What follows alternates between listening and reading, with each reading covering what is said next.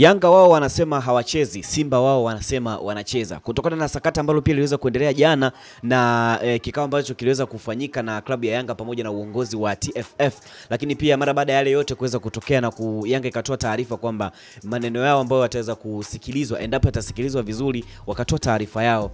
Wakisikilizwa basi watapeleka timu uwanjani, wasiposikilizwa hawatapeleka timu uwanjani. Sasa na Simba nayo mara baada ya kuweza kusikia taarifa hizo, na wao wameamua kutoa tena taarifa yao, ambayo nainukuu taarifa hii ikisema kwamba klabu ya Simba inatoa taarifa kwa wanachama wapenzi wa umma kuwa mchezo namba 184 dhidi ya Yanga ambao pia uliweza kupangwa kufanyika tarehe 15 mwezi wa 6 mwaka 2025 upo kama ulivyopangwa.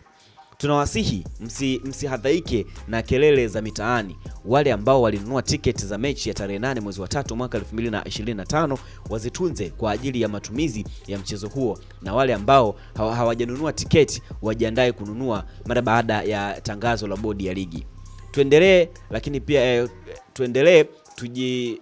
twendeni tukaujaze uwanja wa Mkapa. Taarifa ikaendelea kwa kusema kwamba inafahamika wazi kuwa ligi kuu ya NBC inajumuisha timu 16 na sisi ligi ya timu moja na si ligi ya timu moja. Kwa mujibu wa taratibu, kabla ya kuanza msimu, vilabu vyote 16 hushiriki vikao na kutoa mapendekezo ya kuboresha kanuni na taratibu ili kuimarisha ligi yetu. Hivyo wenye hoja wafuate taratibu husika.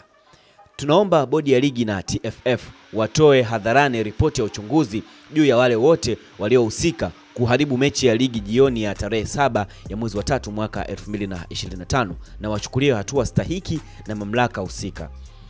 Kutolewa kwa ripoti na kuto kuchukuliwa kwa hatua kwa wanaoendelea kuchochea ghasia ni sawa na kuulinda uharamia katika mpira ambao unatia dosari mafanikio yaliyopo katika tasnia ya mpira wa miguu nchini kwa sasa. Imetolewa na uongozi wa klabu ya Simba tarehe 10 mwezi wa 6 mwaka 2025. Sasa hiyo ndio taarifa ya Simba ambao na wao wameamua kutoa mara baada ya Yanga wao kuweza kuongea ya kwao, na Simba nao wameamua kuongea ya kwao. Sasa mbivu na mbichi ni zipi zitaweza kufahamika tarehe 15 ya mwezi wa 6 kama Simba atacheza au Yanga hatacheza. Endelea kudrop comment yako, lakini penda kutufuatia katika mitandao yetu yote ya kijamii kama Facebook, Instagram pamoja na X, bila kusahau pale YouTube kama Sawasawa Digital. Ciao.